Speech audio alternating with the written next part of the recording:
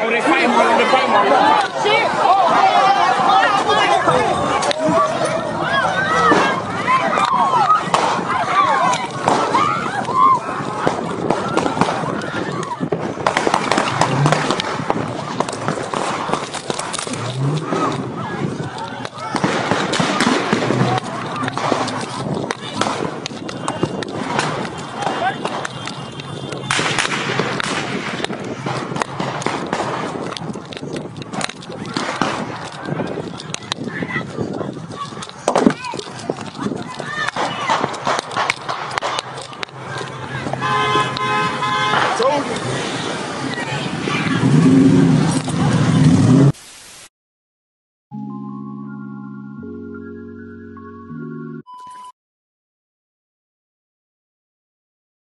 Around 8 p.m. on April 22nd, the Winston-Salem Police Department were called to Happy Hill Park on 1256 Alder Street for reports of a shooting. Upon arrival, they would find over 200 people running away from the scene and multiple people suffering from gunshot wounds.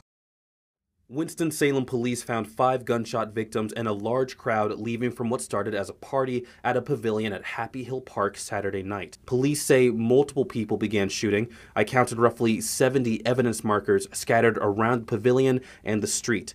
911 calls described the chaos as police tried to direct traffic away from the area as people tried to leave. We've got hundreds of cars. We got multiple people running in all different directions. People are still shooting at down the park. Although multiple people were shot, only one would be pronounced dead at the scene. 21-year-old mother, Beatrice Maxine Knights. A second victim, a 34-year-old woman, was shot in the arm, leg, and abdomen. She was taken by EMS to a local hospital with non-life-threatening injuries. A third victim, a 20-year-old woman, was shot in the arm and taken to the hospital by a friend. Her injuries were also considered to be non-life-threatening. A fourth victim, a 24-year-old woman, was shot in the face and has since been released from the hospital with non-life-threatening injuries. A fifth victim, a 30-year-old man, was shot in the leg and has been released from the hospital with non-life-threatening injuries. The crime scene around Happy Hill Park remained active, and the area was closed off to both vehicles and pedestrians. Investigators say that over 200 people were at a party at Happy Hill Park Pavillion when numerous subjects began discharging firearms. According to an eyewitness, a physical altercation ensued amongst rival gang members, and within seconds, gunshots rang out. Well, Trayvon Graham says 200 plus people were at Happy Hill Park Saturday for a 90 Vibes block party. It brought out people from all over North Carolina, and Trayvon says it was a good time until tension boiled from a younger crowd of unfamiliar faces. Chaos and panic, then continuous rounds of gunfire. I'm literally heart beating fast, laying in my car with the seat back, listening to women scream for help, for safety, and I didn't want to hold my head up. Trayvon Graham was at Saturday night's party at Happy Hill Park in Winston-Salem. He met me there Monday and explained what happened before tragedy struck. Here. People were standing everywhere, standing on tables, sitting down. We had cars parked along this way, DJ right there. Trayvon says it was a 90s vibe party. For the most part, people were just having a good time. Like, it literally just happened. Nobody expected that. So I looked at the footage and it gave me chills. I kind of teared up a little bit because I had heard what had happened after. Trayvon was in such shock and panic. Trying to get to safety, he unknowingly recorded a scene that would later become a homicide investigation. Winston-Salem police say 21-year-old Beatrice Knights died and 4 others were injured at the party. Forsyth County Sheriff Bobby Kimbrough says he's never seen his city in such disarray. I saw people running out of their shoes. I saw bodies laying there bleeding. I'll never forget that. I saw my officers crying. I saw the guys that was working the case crying. This right here, it just makes everything seem so dark. Frightening memories remain for those in attendance, along with personal items as folks ran for their lives. And Trayvon says it's going to take the community coming together to make a change. And Bobby Kimbrough says he's meeting with tryout law enforcement leaders to come up with a plan to get in front of the violence plaguing our communities. Just 2 days after the shooting, leaders met with community members to discuss the issue of gun violence and ways to mitigate the situation as a whole. Beatrice's death marks the 18th homicide in the city this year. leaving neighbors feeling defeated and lost as they can never predict when another situation such as this could occur. Well, neighbors tell me they're planning to let leaders know that they want to see more officers in their neighborhood, and not just in patrol cars, but boots on the ground, making those connections with community members so they feel safe, calling 911. Leaders within the Winston-Salem Police Department tell me that's been a barrier with figuring out what happened, little information coming in from the community. Winston-Salem Police Chief William Penn plans to add more patrols to the Happy Hill area. His department is also having discussions about adding cameras to parks across the city.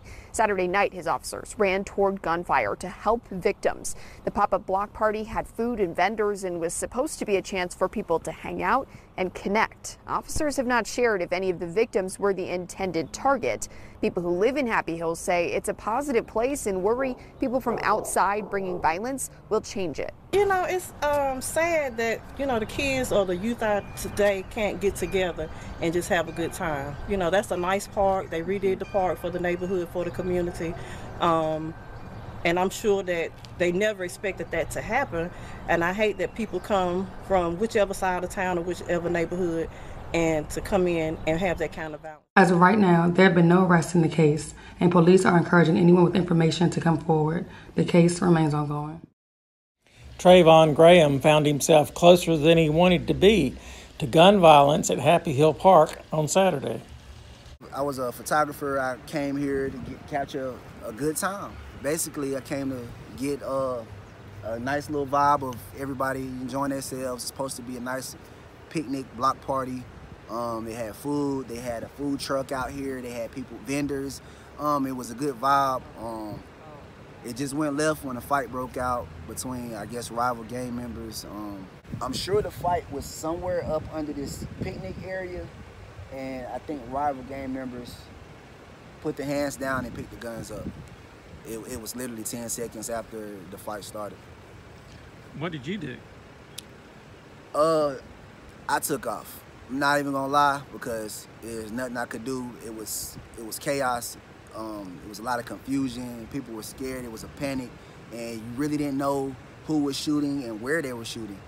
So the best thing we could do was run for cover and get where we need to get to our cars and safe. Some people didn't make it unharmed. Somebody lost her life, unfortunate, and other people were injured as well. It was just a terrible time because people were just having a good time, literally just having a good time. Nobody was on anything negative. It was positive, and that was surprising. It was 2 hours in. I was 2 hours from being here. It started before I got here. I got here around 8:30-ish, 8:20-ish, and I stayed for about 2 hours, and it was a perfect time. Like, it was a vibe. So I just didn't understand what went left, but I knew it was a recipe for disaster when I seen it was a lot of guns, no security, no police. But it was just one of those things. I guess we all just took a chance on. People knew they were out here. It's just, I guess we didn't use our senses and get out of here. It was really an unsafe environment, but we was just enjoying the vibe. Trayvon Graham, who witnessed the gunfire at Happy Hill Park, said he wasn't surprised to see people with guns before the shooting began. I seen plenty of people with guns. That's just a normal thing, man. People carry around here. We carry guns. It's just how it is. And I can't say who can and who can't have a gun, because at the end of the day, it's just so random. You never know what's gonna happen or when it's gonna happen around here. And it's sad that we gotta even be like that, but we gotta protect ourselves. But it's gotta be another way outside of guns and just the gang violence. And I'm sure it's just the gang violence, period. But, you know, not all gang members are like this, but it's just some people don't have certain morals that need to be in place. So. Did you hear talk that there were different gangs here or anything like that? No, I didn't hear any talk, but I from what I seen different gang signs, and I'm not familiar with all the signs and stuff like that. But I knew it was gang activity out here. I just didn't understand. It didn't play a factor to me, so I guess I kind of ignored all of that. I'm like, hey, nobody knows me. I'm not gang affiliated, and it just, I still was at risk. We all were at risk. We should have known that. We stayed. We was just trying to enjoy ourselves, and things got out of hand. I guess people were really running and screaming probably when it happened. Yeah, that was the most scariest part about it, or the screams from the women. I ain't never heard anything like that. I never heard women scream, so many women screaming for their lives. Like, it made me scared. So that's why I'm like, I tried to keep my composure and get to my car as fast as I could, get home safe to my kids, but those screams were like bone chilling. It made me feel like uneasy. Did you actually see anybody get shot, or was that outside of your field of vision? I had tunnel vision to my car. I ran past my car. I was moving so fast. Came back to my car. I got in. I turned it on. Then I actually cut it off because all the cars were trying to get out and scramble. It wasn't even safe to move, so I just cut the car back off, laid my seat back, and just prayed a little. Like, I just want to get home. And I'm hearing the scream, so it made it worse. And I'm just laying back in my seat, and I'm like, yo, this is crazy. This is nuts. And my heart was beating so hard, like.